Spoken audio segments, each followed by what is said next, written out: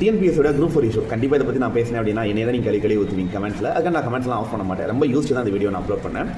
TNPSC group 4 exam வந்து கஷ்டமானு கேட்டால் உண்மையிலே ரொம்ப கஷ்டம் தான். நல்லா எக்ஸாமுக்கு ப்ரிப்பேர் பண்ண ஸ்டூடெண்ட்ஸே வந்து பார்த்தீங்க அப்படின்னா நல்லா அட்டெம்ப்ட் கொடுக்க முடியல அப்படின்னு தான் எல்லாரும் சொல்கிறீங்க. அப்போ கண்டிப்பாக கட் ஆஃப் குறையும் இல்லை.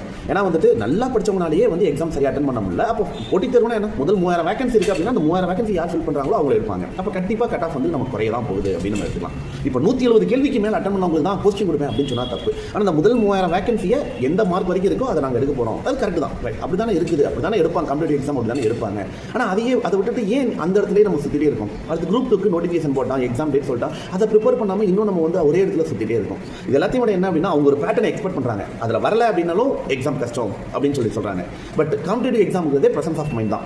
எக்ஸாம் அந்த ஸ்டேஜில் உள்ள எக்ஸாம்களில் எழுதும்போது எப்படி இருக்கோ அதுக்கு தகுந்த மாதிரி நம்ம வந்து ரியாக்ட் பண்ணணும் அப்படின்றதான காம்படிட்டிவ் எக்ஸாம். ஸோ அடுத்த இலக்கை நோக்கி பயணிங்க, அடுத்த எக்ஸாம் நோக்கி ஃபோக்கஸ் பண்ணுங்களே தவிர அந்த ஒரே இடத்துல ஸ்டக் ஆகி நிற்காதீங்க அப்படிங்கிறது தான் என்னுடைய ஒரே கருத்து.